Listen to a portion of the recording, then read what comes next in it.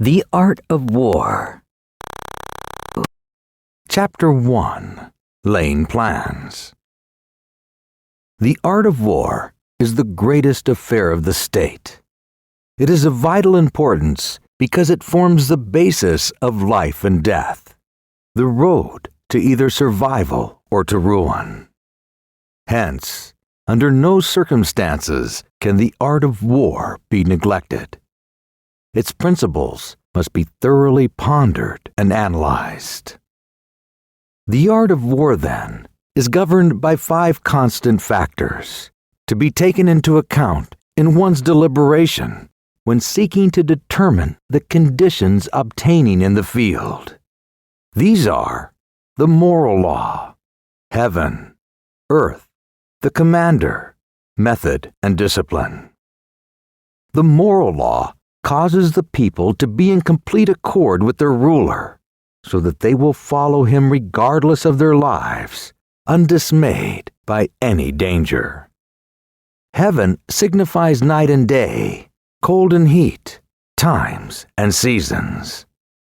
Earth comprises distances, great and small, danger and security, open ground and narrow passes, the chances of life and death. The commander stands for the virtues of wisdom, sincerity, benevolence, courage, and strictness. By method and discipline are to be understood the marshaling of the army in its proper subdivisions, the gradations of rank among the officers, the maintenance of roads by which supplies may reach the army, and the control of military expenditure. These 5 heads should be familiar to every general. He who knows them will be victorious. He who knows them not will fail. Therefore, in your deliberations, when seeking to determine the military conditions, let them be made the basis of a comparison in this way. Which of the 2 sovereigns is imbued with the moral law? Which of the 2 generals has most ability? With whom lie the advantages derived from heaven and earth? On which side is discipline most rigorously enforced? Which army is stronger? On which side are officers and men more highly trained? In which army is there the greatest constancy, both in reward and punishment? By means of these 7 considerations, I can forecast victory or defeat. The general that hearkens to my counsel and acts upon it will conquer. Let such a one be retained in command. The general that hearkens not to my counsel nor acts upon it will suffer defeat. Let such a one be dismissed. While heeding the profit of my counsel, avail yourself also of any helpful circumstances over and beyond the ordinary rules. According as circumstances are favorable, one should modify one's plans. All warfare is based on deception. Hence, when able to attack, we must seem unable. When using our forces, we must seem inactive. When we are near, we must make the enemy believe we are far away. When far away, we must make him believe we are near. Hold out baits to entice the enemy. Feign disorder and crush him. If he is secure at all points, be prepared for him. If he is in superior strength, evade him. If your opponent is of choleric temper, seek to irritate him. Pretend to be weak, that he may grow arrogant. If he is taking his ease, give him no rest. If his forces are united, separate them. Attack him where he is unprepared. Appear where you are not expected. These military devices leading to victory must not be divulged beforehand. Now, the general who wins a battle makes many calculations in his temple before the battle is fought. The general who loses a battle makes but few calculations beforehand. Thus, do many calculations lead to victory, and few calculations to defeat. How much more, no calculation at all. It is by attention to this point that I can foresee who is likely to win or lose. Chapter 2. Waging War. In the operations of war, where there are in the field 1,000 swift chariots, as many heavy chariots, and 100,000 mail-clad soldiers, with provisions enough to carry them 1,000 li, the expenditure at home and at the front, including entertainment of guests, small items such as glue and paint, and sums spent on chariots and armor, will reach the total of 1,000 ounces of silver per day. Such is the cost of raising an army of 100,000 men. When you engage in actual fighting, if victory is long in coming, then men's weapons will grow dull and their ardor will be dampened. If you lay siege to a town, you will exhaust your strength. Again, if the campaign is protracted, the resources of the state will not be equal to the strain. Now, when your weapons are dulled, your ardor dampened, your strength exhausted, and your treasury spent, other chieftains will spring up to take advantage of your extremity. Then no man, however wise, will be able to avert the consequences that must ensue. Thus, though we have heard of stupid haste in war, cleverness has never been associated with long delays. There is no instance of a country having benefited from prolonged warfare. It is only one who is thoroughly acquainted with the evils of war that can thoroughly understand the profitable way of carrying it on. The skillful soldier does not raise a second levy. Neither are his wagon supplies loaded more than once. Bring war material with you from home, but forage on the enemy. Thus the army will have food enough for its needs. Poverty of the state treasury causes an army to be maintained by contributions from a distance. Contributing to maintain an army at a distance causes the people to be impoverished. On the other hand, the proximity of an army causes prices to go up, and high prices cause the people's substance to be drained away. When their substance is drained away, the peasantry will be afflicted by heavy exactions. With this loss of substance and exhaustion of strength, the homes of the people will be stripped bare, and 3/10 of their income will be dissipated, while government expenses for broken chariots, worn-out horses, breastplates and helmets, bows and arrows, spears and shields, protective mantles, draught oxen and heavy wagons will amount to 4/10 of its total revenue. Hence, a wise general makes a point of foraging on the enemy. 1 cartload of the enemy's provisions is equivalent to 20 of one's own, and likewise, a single cartload of his supplies is equal to 20 from one's own store. Now, in order to kill the enemy, our men must be roused to anger. That there may be an advantage from defeating the enemy, they must have their rewards. Therefore, in chariot fighting, when 10 or more chariots have been taken, those should be rewarded who took the first. Our flags should be substituted for those of the enemy, and the chariots mingled and used in conjunction with ours. The captured soldiers should be kindly treated and kept. This is called using the conquered foe to augment one's own strength. In war, then, let your great objective be victory, not lengthy campaigns. Thus, it may be known that the leader of armies is the arbiter of the people's fate, the man on whom it depends whether the nation shall be in peace or in peril. Chapter 3. Attack by Stratagem. In the practical art of war, the best thing of all is to take the enemy's country whole and intact. To shatter and destroy it is not as good. So, too, It is better to recapture an entire army than to destroy it.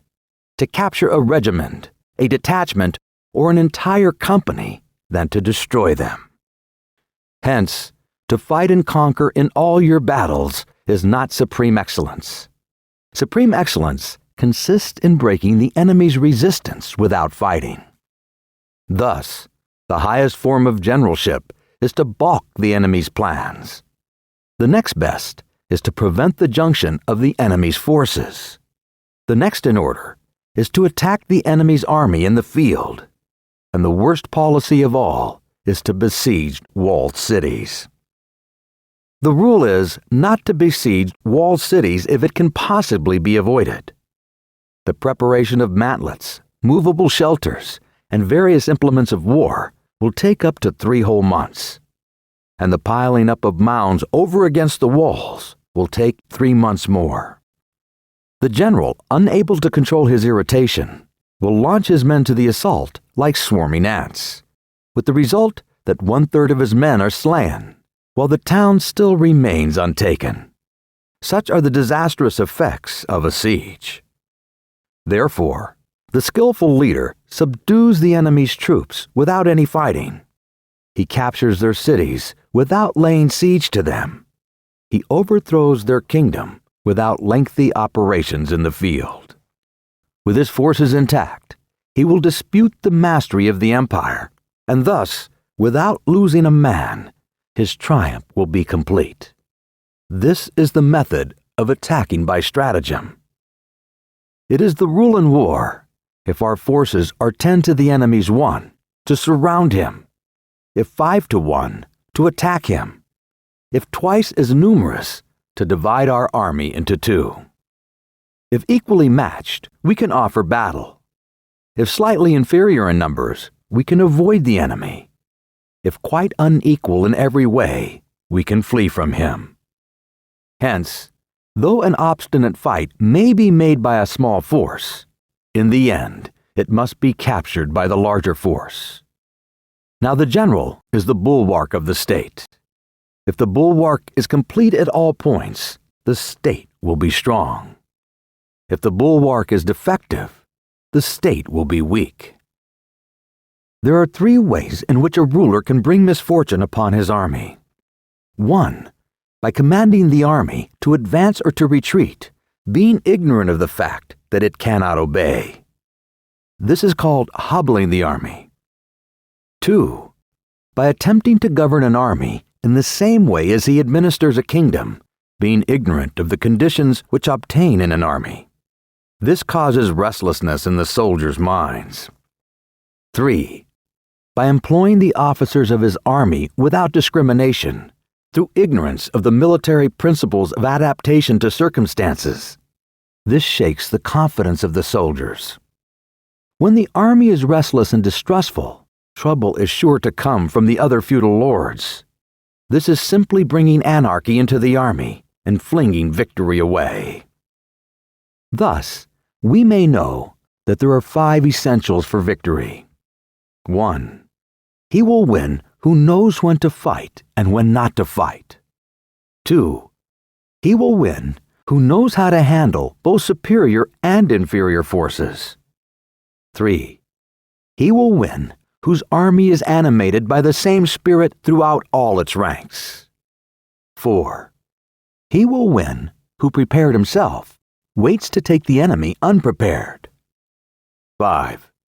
He will win who has military capacity and is not interfered with by the sovereign. Hence the saying, if you know the enemy and know yourself, you need not fear the result of 100 battles. If you know yourself but not the enemy, for every victory gained, you will also suffer a defeat. If you know neither the enemy nor yourself, you will succumb in every battle. Chapter 4. Tactical Dispositions. The good fighters of the old first put themselves beyond the possibility of defeat, and then waited for an opportunity of defeating the enemy. To secure ourselves against defeat lies in our own hands, but the opportunity of defeating the enemy is provided by the enemy himself. Thus, the good fighter is able to secure himself against defeat, but cannot make certain of defeating the enemy. Hence the saying, one may know how to conquer without being able to do it. Security against defeat implies defensive tactics. Ability to defeat the enemy means taking the offensive. Standing on the defensive indicates insufficient strength. Attacking, a superabundance of strength. The general who is skilled in defense hides in the most secret recesses of the earth. He who is skilled in attack flashes forth from the topmost heights of heaven. Thus, on one hand, we have the ability to protect ourselves. On the other, a victory that is complete. To see victory only when it is within the ken of the common herd is not the acme of excellence. Neither is it the acme of excellence if you fight and conquer, and the whole empire says, "Well done." To lift an autumn hair is no sign of great strength. To see the sun and moon is no sign of sharp sight. To hear the noise of thunder is no sign of a quick ear. What the ancients called a clever fighter is one who not only wins, but excels in winning with ease. Hence, his victories bring him neither reputation for wisdom nor credit for courage. He wins his battle by making no mistakes. Making no mistakes is what establishes the certainty of victory, for it means conquering an enemy that is already defeated. Hence, the skillful fighter puts himself into a position which makes defeat impossible, and does not miss the moment for defeating the enemy. Thus it is that in war, the victorious strategist only seeks battle after the victory has been won, whereas he who is destined to defeat first fights and afterwards looks for victory. The consummate leader cultivates the moral law and strictly adheres to method and discipline. Thus, it is in his power to control success. In respect of military method, we have first, measurement. Second, estimation of quantity. Third, calculation. Fourth, balancing of chances. Fifth, victory. Measurement owes its existence to earth. Estimation of quantity to measurement. Calculation to estimation of quantity. Balancing of chances to calculation. And victory to balancing of chances. A victorious army opposed to a routed one is a pound's weight placed in the scale against a single grain. The onrush of a conquering force is like the bursting up of pent-up waters into a chasm 1,000 fathoms deep. Chapter 5. Energy. The control of a large force is the same principle as the control of a few men. It is merely a question of dividing up their numbers. Fighting with a large army under your command is no wise different from fighting with a small one. It is merely a question of instituting signs and signals. To ensure that your whole host may withstand the brunt of the enemy's attack and remain unshaken, this is effected by maneuvers direct and indirect. That the impact of your army may be like a grindstone dashed against an egg, this is effected by the science of weak points and strong. In all fighting, the direct method may be used for joining battle, but indirect methods will be needed in order to secure victory. Indirect tactics, efficiently applied, are inexhaustible as heaven and earth, unending as the flow of rivers and streams. Like the sun and moon, they end but to begin anew. Like the 4 seasons, they pass away to return once more. There are not more than 5 musical notes, yet the combinations of these 5 give rise to more melodies than can ever be heard. There are not more than 5 primary colors, yet in combination, they produce more hues than can ever be seen. There are not more than 5 cardinal tastes, yet combinations of them yield more flavors than can ever be tasted. In battle, there are not more than 2 methods of attack, the direct and the indirect. Yet these 2 in combination give rise to an endless series of maneuvers. The direct and the indirect lead on to each other in turn. It is like moving in a circle. You never come to an end. Who can exhaust the possibilities of their combination? The onset of troops is like the rush of a torrent which will even roll stones along in its course. The quality of decision is like the well-timed swoop of a falcon, which enables it to strike and destroy its victim. Therefore, the good fighter will be terrible in his onset and prompt in his decision. Energy will be likened to the bending of a crossbow, decision to the releasing of a trigger. Amid the turmoil and tumult of battle, there may be seeming disorder, and yet no real disorder at all. Amid confusion and chaos, your array may be without head or tail, yet it will be proof against defeat. Simulated disorder postulates perfect discipline. Simulated fear postulates courage. Simulated weakness postulates strength. Hiding order beneath the cloak of disorder is simply a question of subdivision. Concealing courage under a shadow of timidity presupposes a fund of latent energy. Masking strength with weakness is to be effected by tactical dispositions. Thus, one who is skillful at keeping the enemy on the move maintains deceitful appearances according to which the enemy will act. He sacrifices something that the enemy may snatch at it. By holding out baits, he keeps him on the march. Then, with a body of picked men, he lies in wait for him. The clever combatant looks to the effect of combined energy and does not require too much from individuals. Hence, his ability to pick out the right men and utilize combined energy.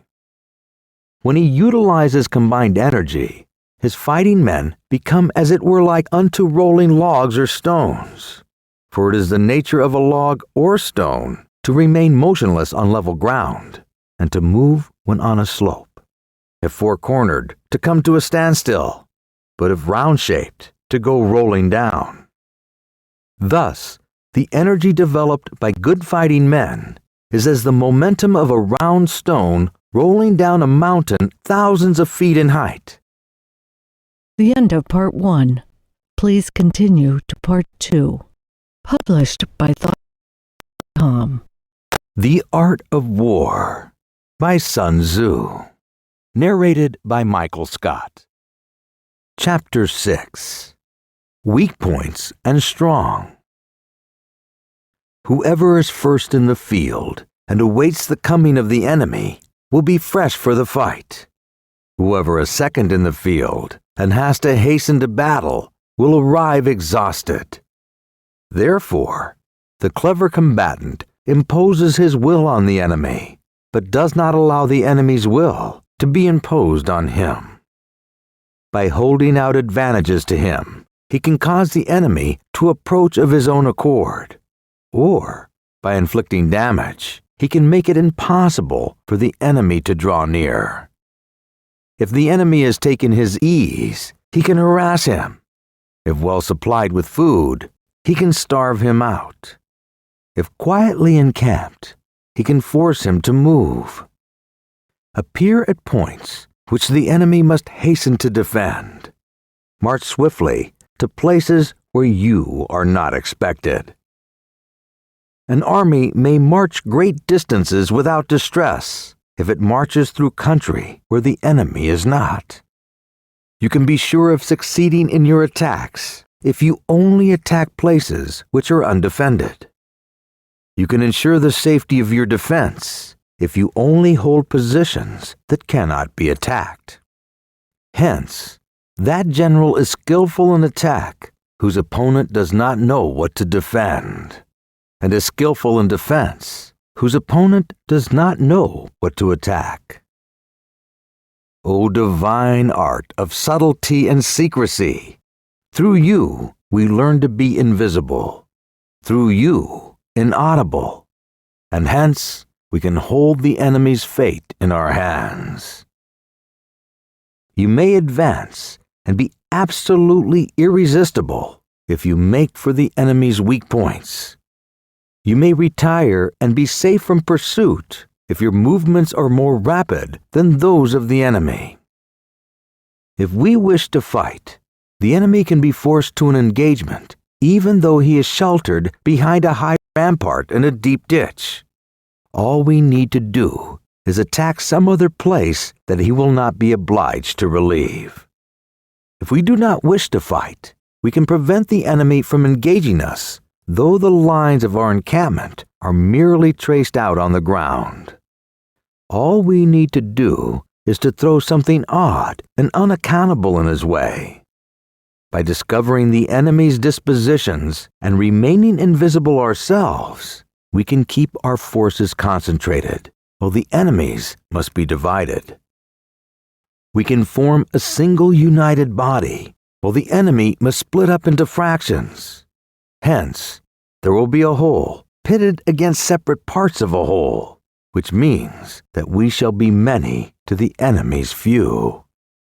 And if we are able thus to attack an inferior force with a superior one, our opponents will be in dire straits.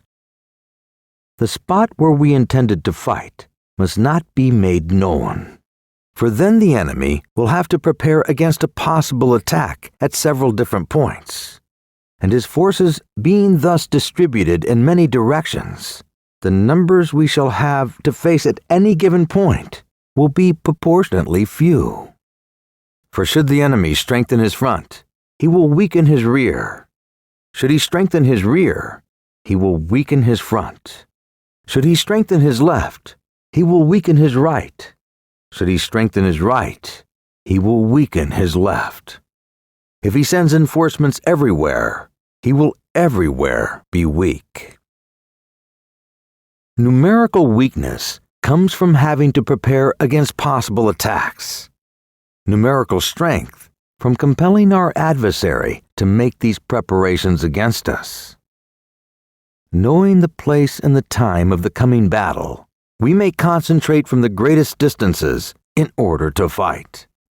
But if neither time nor place be known, then the left wing will be impotent to relieve the right, and equally impotent to relieve the left, the front unable to relieve the rear, or the rear to support the front. How much more so if the furthest portions of the army are anything under 100 li apart, and even the nearest are separated by several li. Though, according to my estimate, the soldiers of Wei exceeded our own in number, that advantaged them nothing in the matter of victory. I say then that victory can be achieved. Though the enemy be stronger in numbers, we may prevent him from fighting. Scheme so as to discover his plans and the likelihood of their success. Rouse him and learn the principle of his activity or inactivity. Force him to reveal himself so as to find out his vulnerable spots. Carefully compare the opposing army with your own, so that you may know where strength is superabundant and where it is deficient. In making tactical dispositions, the highest pitch you can attain is to conceal them. Conceal your dispositions, and you will be safe from the prying of the subtlest spies, from the machinations of the wisest brains. How victory may be produced for them out of the enemy's own tactics, that is what the multitude cannot comprehend. All men can see the tactics whereby I conquer, but what none can see is the strategy out of which victory is evolved. Do not repeat the tactics which have gained you one victory, but let your methods be regulated by the infinite variety of circumstances. Military tactics are like unto water, for water in its natural course runs away from high places and hastens downwards. So in war, the way is to avoid what is strong and to strike at what is weak. Water shapes its course according to the nature of the ground over which it flows. The soldier works out his victory in relation to the foe whom he is facing. Therefore, just as water retains no constant shape, so in warfare there are no constant conditions. He who can modify his tactics in relation to his opponent and thereby succeed in winning may be called a heaven-born captain. The 5 elements are not always equally predominant. The 4 seasons make way for each other in turn. There are short days and long. The moon has its periods of waning and waxing. Chapter 7. Maneuvering. In war, the general receives his commands from the sovereign. Having collected an army and concentrated his forces, he must blend and harmonize the different elements thereof before pitching his camp. After that comes tactical maneuvering, than which there is nothing more difficult. The difficulty of tactical maneuvering consists in turning the devious into the direct and misfortune into gain. Thus, to take a long and circuitous route after enticing the enemy out of the way, and those starting after him, to contrive to reach the goal before him, shows knowledge of the artifice of deviation. Maneuvering with an army is advantageous, with an undisciplined multitude, most dangerous. If you set a fully equipped army in march in order to snatch an advantage, the chances are that you will be too late. On the other hand, to detach a flying column for the purpose involves the sacrifice of its baggage and stores. Thus, if you order your men to roll up their buff coats and make forced marches without halting day or night, covering double the usual distance at a stretch, doing 100 li in order to wrest an advantage, the leaders of all your 3 divisions will fall into the hands of the enemy.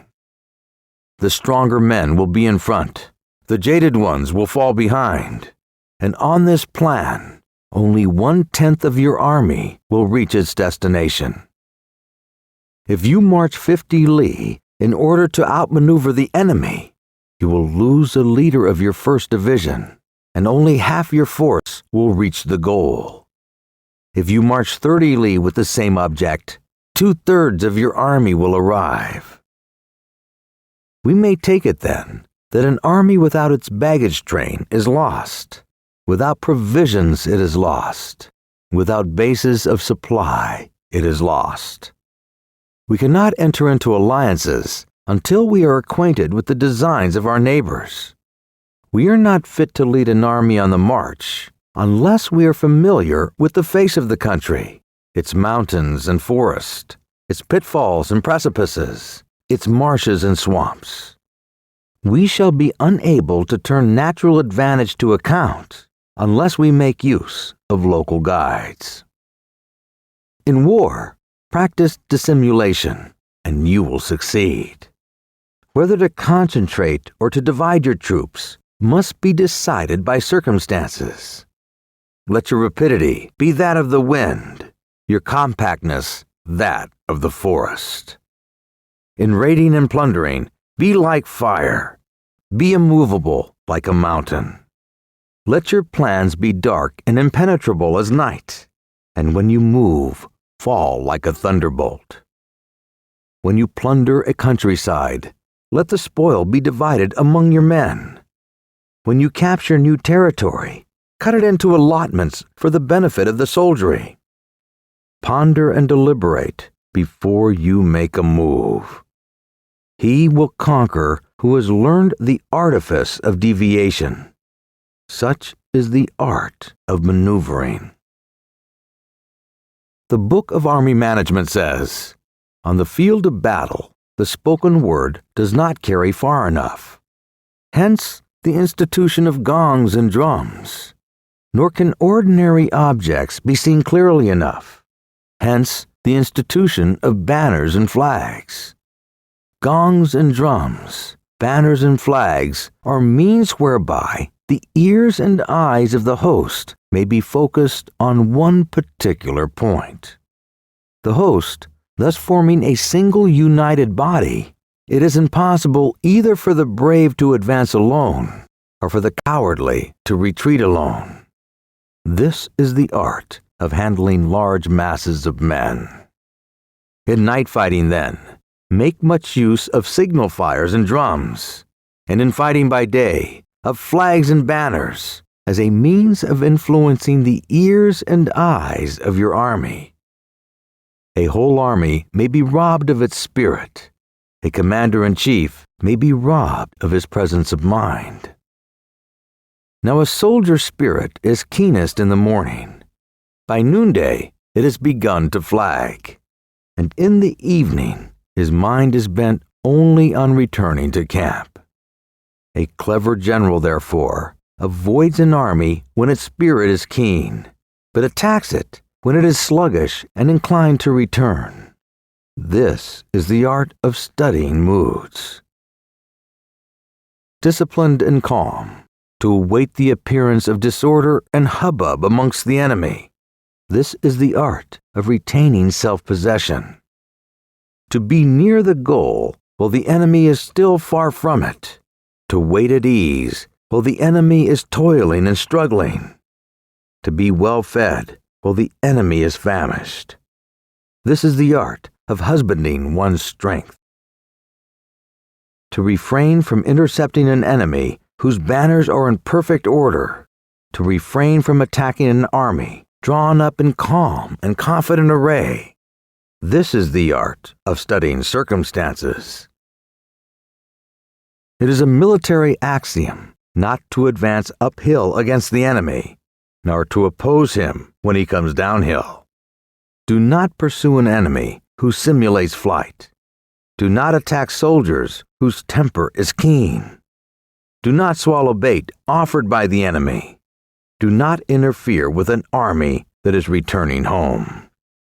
When you surround an army, leave an outlet free. Do not press a desperate foe too hard. Such is the art of warfare. Chapter 8. Variation in Tactics. In war, the general receives his command from the sovereign, collects his army, and concentrates his forces. When in difficult country, do not encamp. In country where high roads intersect, join hands with your allies. Do not linger in dangerously isolated positions. In hemmed-in situations, you must resort to stratagem. In desperate position, you must fight. There are roads which must not be followed, armies which must not be attacked, towns which must not be besieged, positions which must not be contested, commands of the sovereign which must not be obeyed. The general who thoroughly understands the advantages that accompany variation of tactics knows how to handle his troops. The general who does not understand these may be well acquainted with the configuration of the country, yet he will not be able to turn his knowledge to practical account. So the student of war, who is unversed in the art of war of varying his plans, even though he be acquainted with the 5 advantages, will fail to make the best use of his men. Hence, in the wise leader's plans, considerations of advantage and of disadvantage will be blended together. If our expectation of advantage be tempered in this way, we may succeed in accomplishing the essential part of our schemes. If, on the other hand, in the midst of difficulties, we are always ready to seize an advantage, we may extricate ourselves from misfortune. Reduce the hostile chiefs by inflicting damage on them. Make trouble for them and keep them constantly engaged.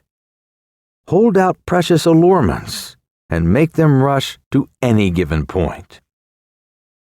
The art of war teaches us to rely not on the likelihood of the enemy's not coming, but on our readiness to receive him, not on the chance of his not attacking, but rather on the fact that we have made our position unassailable. There are 5 dangerous faults which may affect a general: recklessness, which leads to destruction; cowardice, which leads to capture; a hasty temper, which can be provoked by insults; a delicacy of honor, which is sensitive to shame; oversensitivity for his men, which exposes him to worry and trouble. These are the 5 besetting sins of a general, ruinous to the conduct of war. When an army is overthrown and its leaders slain, the cause will surely be found among these 5 dangerous faults. Let them be a subject of meditation. Chapter 9. The Army on the March. We come now to the question of encamping the army and observing signs of the enemy. Pass quickly over mountains and keep in the neighborhood of valleys. Camp in high places facing the sun. Do not climb heights in order to fight. After crossing a river, you should get far away from it. When an invading force crosses a river in its onward march, do not advance to meet it in midstream. It will be best to let half the army get across and then deliver your attack. If you are anxious to fight, you should not go to meet the invader near a river which he has to cross. Moor your craft higher up than the enemy and facing the sun. Do not move upstream to meet the enemy. In crossing salt marshes, your sole concern should be to get over them quickly without any delay. If forced to fight in a salt marsh, you should have water and grass near you and get your back to a clump of trees. In dry, level country, take up an easily accessible position with rising ground to your right and on your rear, so that the danger may be in front and safety lie behind. All armies prefer high ground to low and sunny places to dark. If you are careful of your men and camp on high ground, the army will be free from disease of every kind, and this will spell victory. When you come to a hill or a bank, occupy the sunny side with the slope on your right rear. Thus, you will at once act for the benefit of your soldiers and utilize the natural advantages of the ground. When in consequence of heavy rains up country, a river which you wish to ford is swollen and flecked with foam, you must wait until it subsides. Country in which there are precipitous cliffs with torrents running between, deep natural hollows, confined places, tangled thickets, quagmires and crevices, should be left with all possible speed and not approached. While we keep away from such places, we should get the enemy to approach them. While we face them, we should let the enemy have them on his rear. If in the neighborhood of your camp there should be any hilly country, ponds surrounded by aquatic grass, hollow basins filled with reeds, or woods with thick undergrowth, they must be carefully routed out and searched, for these are places where men in ambush or insidious spies are likely to be lurking. When the enemy is close at hand and remains quiet, he is relying on the natural strength of his position. When he keeps aloof and tries to provoke a battle, he is anxious for the other side to advance. If his place of encampment is easy of access, he is tendering a bait. Movement among the trees of a forest shows that the enemy is advancing. The appearance of a number of screens in the midst of thick grass means that the enemy wants to make us suspicious. The rising of birds in their flight is the sign of an ambush. Startled beast indicate that a sudden attack is coming. When there is dust rising in a high column, it is a sign of chariots advancing. When the dust is low, but spread over a wide area, it betokens the approach of infantry. When it branches out in different directions, it shows that parties have been sent to collect firewood. A few clouds of dust moving to and fro signify that the enemy is encamping. Humble words and increased preparations are signs that the enemy is about to advance. Violent language and driving forward as if to the attack are signs that he will retreat. When the light chariots come out first and take up position on the wings, it is a sign that the enemy is forming for battle. Peace proposals, unaccompanied by a sworn covenant, indicate a plot. When there is much running about and the soldiers fall into rank, it means that the critical moment has come. When some are seen advancing and some retreating, it is a lure. When the soldiers stand leaning on their spears, they are faint from want of food. If those who are sent to draw water begin by drinking themselves, the army is suffering from thirst. If the enemy sees an advantage to be gained and makes no effort to secure it, the soldiers are exhausted. If birds gather on any spot, it is unoccupied. Clamor by night betokens nervousness. If there is disturbance in the camp, the general's authority is weak. If the banners and flags are shifted about, sedition is afoot. If the officers are angry, it means that the men are weary. When an army feeds its horses with grain and kills its cattle for food, and when the men do not hang their cooking pots over the campfires, showing that they will not return to their tents, you may know that they are determined to fight to the death. The sight of men whispering together in small knots or speaking in subdued tones points to dissatisfaction among the rank and file. Too frequent rewards signifies that the enemy is at the end of his resources. Too many punishments betray a condition of dire distress. To begin by bluster, but afterwards to take fright at the enemy's numbers, shows a supreme lack of intelligence. When envoys are sent with compliments in their mouths, it is a sign that the enemy wishes for a truce. If the enemy's troops march up angrily and remain facing ours for a long time without either joining battle or taking themselves off again, the situation is one that demands great vigilance and circumspection. If our troops are no more in number than the enemy, that is amply sufficient. It only means that no direct attack can be made. What we can do is simply to concentrate all of our available strength, keep a close watch on the enemy, and obtain reinforcements. He who exercises no forethought, but makes light of his opponents, is sure to be captured by them. If soldiers are punished before they have grown attached to you, they will not prove submissive, and unless submissive, then will be practically useless. If, when the soldiers have become attached to you, punishments are not enforced, they will still be useless. Therefore, soldiers must be treated in the first instance with humanity, but kept under control by means of iron discipline. This is a certain road to victory. If in training, soldiers' commands are habitually enforced, the army will be well disciplined. If not, its discipline will be bad. If a general shows confidence in his men, but always insists on his orders being obeyed, the gain will be mutual. The end of Part 2. Please continue to Part 3. Published by Thought.com. The Art of War by Sun Tzu. Narrated by Michael Scott. Chapter 10. Terrain.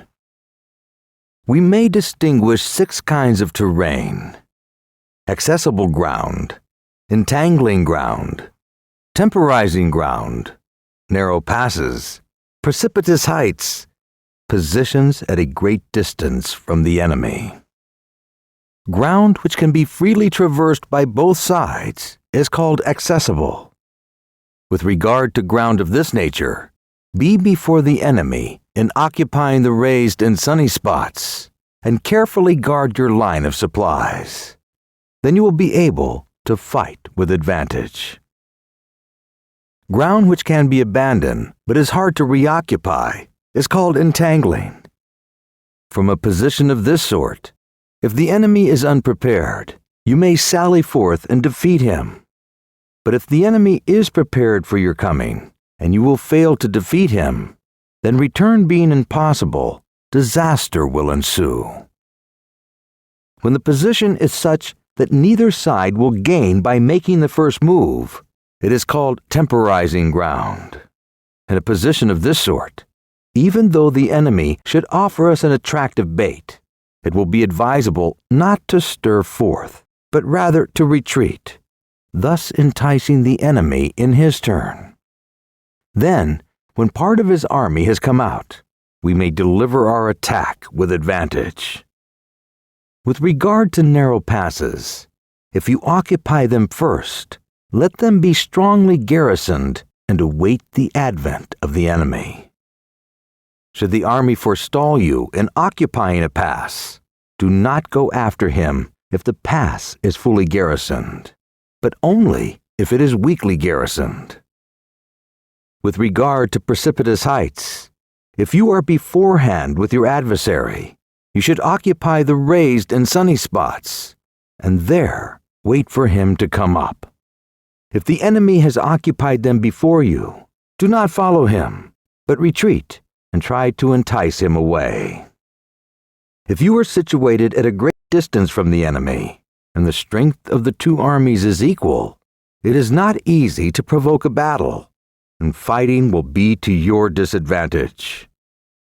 These 6 are the principles connected with earth. The general who has attained a responsible post must be careful to study them. Now, an army is exposed to 6 several calamities, not arising from natural causes, but from the faults for which the general is responsible. These are flight, insubordination, collapse, ruin, disorganization, and rout. Other conditions being equal, if one force is hurled against another 10 times its size, the result will be the flight of the attacking force. When the common soldiers are too strong and their officers too weak, the result is insubordination. When the officers are too strong and the common soldiers too weak, the result is collapse.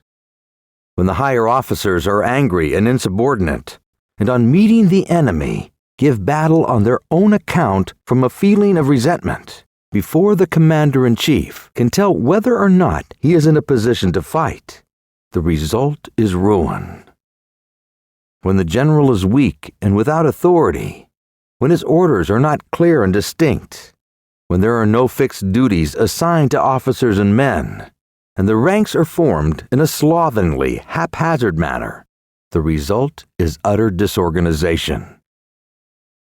When a general, unable to estimate the enemy's strength, allows an inferior force to engage a larger one, or hurls a weak detachment against a powerful one, and neglects to place picked soldiers in the front rank, the result will be rout.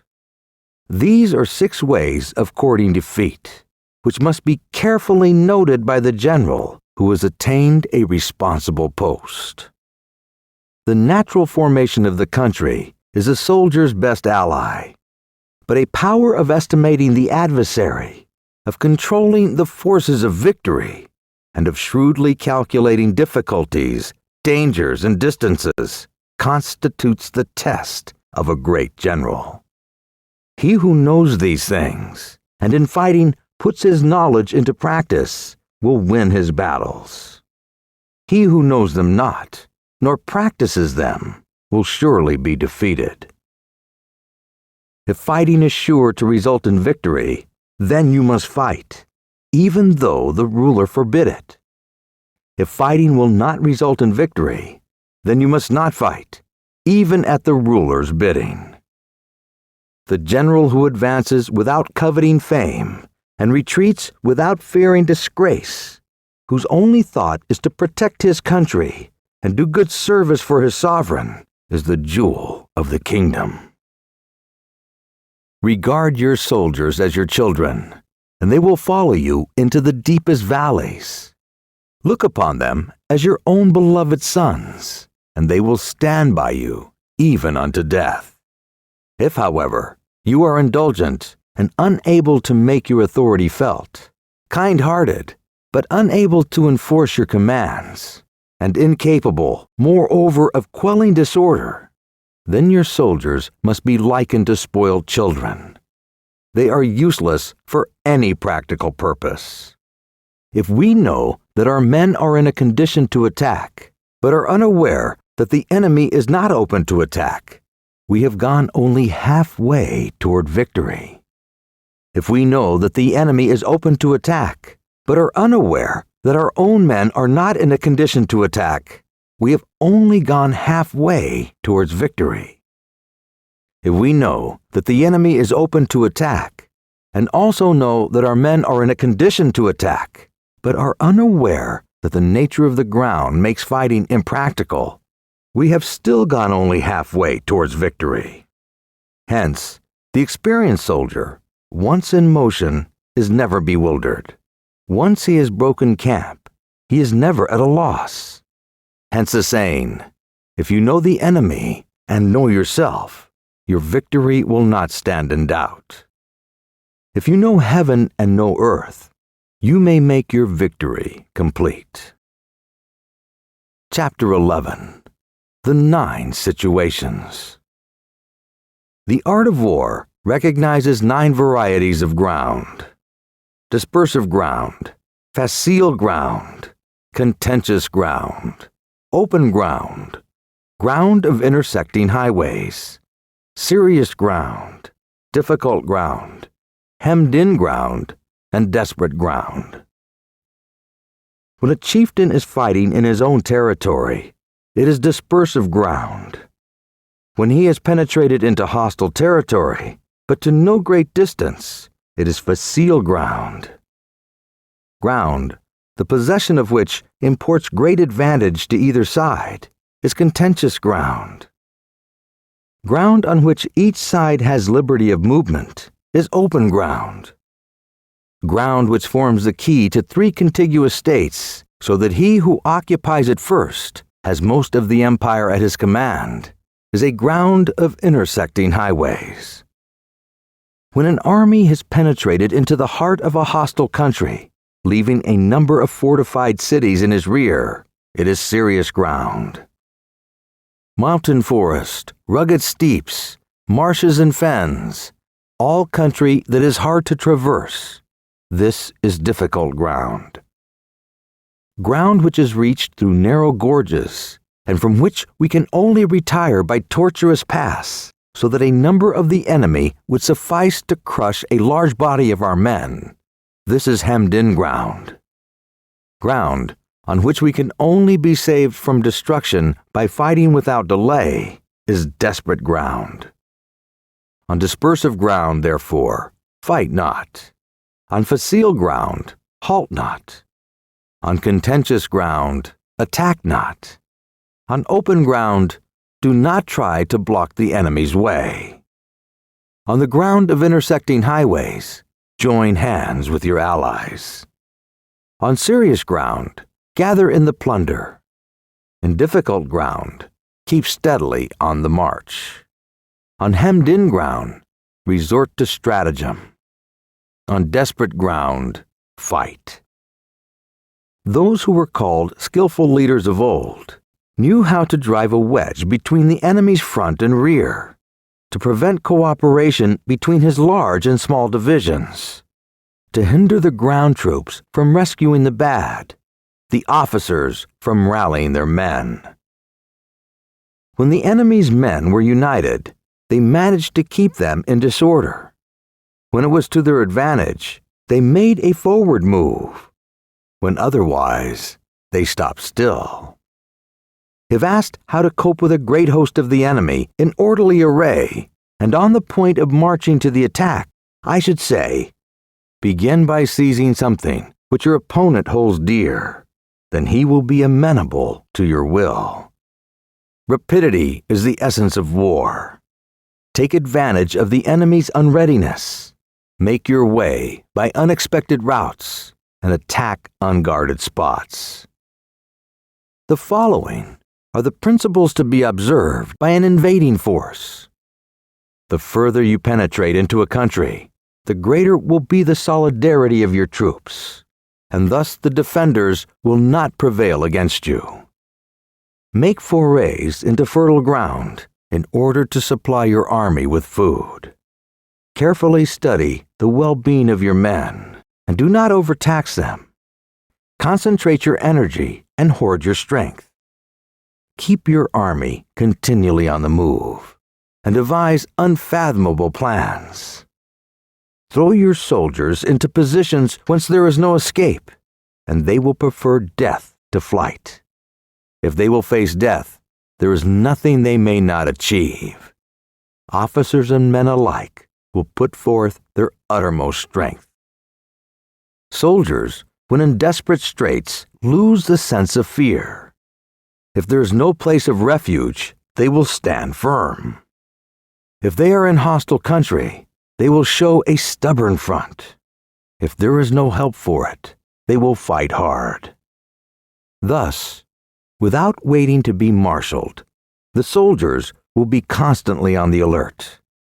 Without waiting to be asked, they will do your will. Without restrictions, they will be faithful. Without giving orders, they can be trusted. Prohibit the taking of omens, and do away with superstitious doubts. Then, until death itself comes, no calamity need be feared. If our soldiers are not overburdened with money, it is not because they have a distaste for riches. If their lives are not unduly long, it is not because they are disinclined to longevity. On the day they are ordered out to battle, your soldiers may weep, those sitting up bedewing their garments, and those lying down, letting the tears run down their cheeks. But let them once be brought to attention, and they will display the courage of a great warrior. The skillful tactician may be likened to the Saojan. Now the Saojan is a snake that is found in the Chung Mountains. Strike at its head, and you will be attacked by its tail.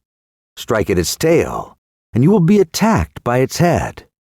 Strike at its middle, and you will be attacked by head and tail both. Asked if an army can be made to imitate the Saojan, I answer yes. For the men of Wu and the men of Ye are enemies. Yet, if they are crossing a river in the same boat and are caught by a storm, they will come to each other's assistance, just as the left hand helps the right. Hence, it is not enough to put one's trust in the tethering of horses and the bearing of chariot wheels in the ground. The principle on which to manage an army is to set up one standard of courage which all must reach. How to make the best of both strong and weak, that is a question involving the proper use of ground.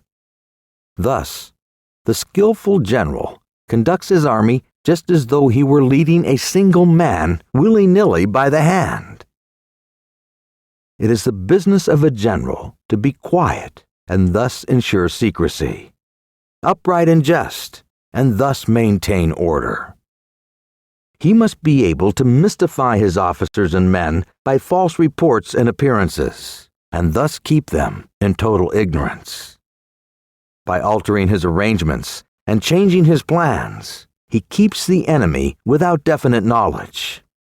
By shifting his camp and taking circuitous routes, he prevents the enemy from anticipating his purpose.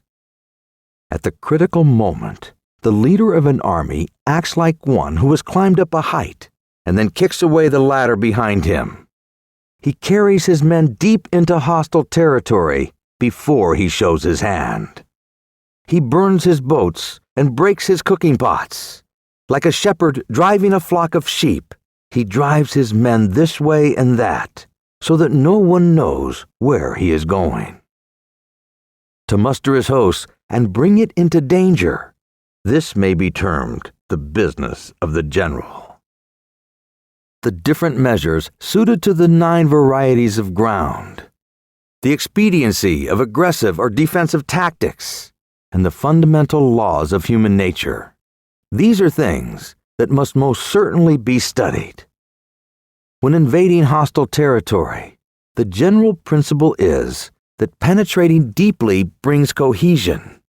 Penetrating but a short way means dispersion. When you leave your own country behind and take your army across neighborhood territory, you find yourself on critical ground. When there are means of communication on all 4 sides, the ground is one of intersecting highways. When you penetrate deeply into a country, it is serious ground. When you penetrate but a little, it is facile ground. When you have the enemy's strongholds on your rear and narrow passes in front, it is hemmed-in ground. When there is no place of refuge at all, it is desperate ground. Therefore, on dispersive ground, I would inspire my men with unity of purpose. On facile ground, I would see that there is close connection between all parts of my army. On contentious ground, I would hurry up my rear. On open ground, I would keep a vigilant eye on my defenses. On ground of intersecting highways, I would consolidate my alliances. On serious ground, I would try to ensure a continuous stream of supplies. On difficult ground, I would keep pushing on along the road.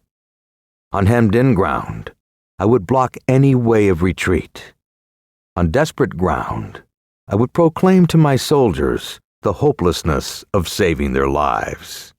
For it is a soldier's disposition to offer an obstinate resistance when surrounded, to fight hard when he cannot help himself, and to obey promptly when he has fallen into danger. We cannot enter into alliance with neighboring princes until we are acquainted with their designs. We are not fit to lead an army on the march unless we are familiar with the face of the country, its mountains and forests, its pitfalls and precipices, its marshes and swamps. We shall be unable to turn natural advantage to account unless we make use of local guides. To be ignored of any one of the following 4 or 5 principles does not befit a warlike prince. When a warlike prince attacks a powerful state, his generalship shows itself in preventing the concentration of the enemy's forces. He overawes his opponents, and their allies are prevented from joining against him. Hence, he does not strive to ally himself with all and sundry, nor does he foster the power of other states. He carries out his own secret designs, keeping his antagonist in awe. Thus, he is able to capture their cities and overthrow their kingdoms. Bestow rewards without regard to rule. Issue orders without regard to previous arrangements, and you will be able to handle a whole army as though you had to do with but a single man. Confront your soldiers with the deed itself. Never let them know your design. When the outlook is bright, bring it before their eyes, but tell them nothing when the situation is gloomy. Place your army in deadly peril, and it will survive. Plunge it into desperate straits, and it will come off safely. For it is precisely when a force has fallen into harm's way that it's capable of striking a blow for victory. Success in warfare is gained by carefully accommodating ourselves to the enemy's purpose. By persistently hanging on the enemy's flank, we shall succeed in the long run in killing the commander-in-chief. This is called ability to accomplish a thing by sheer cunning. On the day that you take up your command, block the frontier passes, destroy the official tallies, and stop the passage of all emissaries. Be stern in the council chamber so that you may control the situation. If the enemy leaves the door open, you must rush in.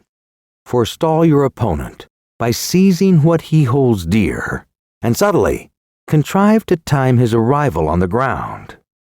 Walk in the path defined by rule, and accommodate yourself to the enemy until you can fight a decisive battle. At first, then, exhibit the coyness of a maiden until the enemy gives you an opening. Afterwards, emulate the rapidity of a running hare, and it will be too late for the enemy to oppose you. Chapter 12. The Attack by Fire. There are 5 ways of attacking with fire. The first is to burn soldiers in their camp. The second is to burn stores. The third is to burn baggage trains. The fourth is to burn arsenals and magazines. The fifth is to hurl dropping fire among the enemy. In order to carry out an attack, we must have means available.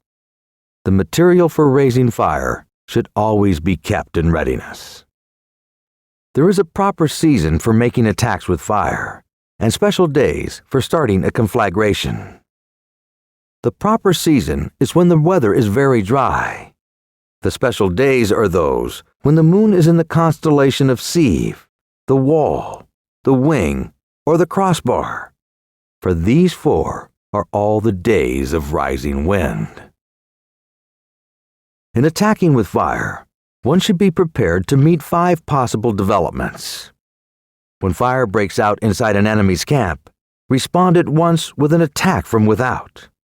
If there is an outbreak of fire, but the enemy's soldiers remain quiet, bide your time and do not attack. When the force of the flames has reached its height, follow it up with an attack if that is practical. If not, stay where you are. If it is possible to make an assault with fire from without, do not wait for it to break out within, but deliver your attack at a favorable moment. When you start a fire, be to the windward of it. Do not attack from the leeward. A wind that rises in the daytime lasts long, but a night breeze soon falls. In every army, the 5 developments connected with fire must be known, the movements of the stars calculated, and a watch kept for the proper days. Hence, those who use fire as an aid to the attack show intelligence. Those who use water as an aid to the attack gain an ascension of strength. By means of water, an enemy may be intercepted, but not robbed of all his belongings. Unhappy is the fate of one who tries to win his battles and succeed in his attacks without cultivating the spirit of enterprise, for the result is a waste of time and general stagnation. Hence the saying, the enlightened ruler lays his plans well ahead. The good general cultivates his resources. Move not unless you see an advantage. Use not your troops unless there is something to be gained. Fight not unless the position is critical. No ruler should put troops into the field merely to gratify his own spleen. No general should fight a battle simply out of pique. If it is to your advantage, make a forward move. If not, stay where you are. Anger may in time change to gladness. Vexation may be succeeded by content. But a kingdom that has once been destroyed can never come again into being, nor can the dead ever be brought back to life. Hence, the enlightened ruler is heedful, and the good general full of caution. This is the way to keep a country at peace and an army intact. Chapter 13.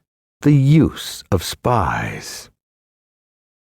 Raising a host of 100,000 men and marching them great distances entails heavy loss on the people and a drain on the resources of the state. The daily expenditure will amount to 1,000 ounces of silver. There will be commotion at home and abroad, and men will drop down exhausted on the highways. As many as 700,000 families will be impeded in their labor. Hostile armies may face each other for years, striving for the victory which is decided in a single day.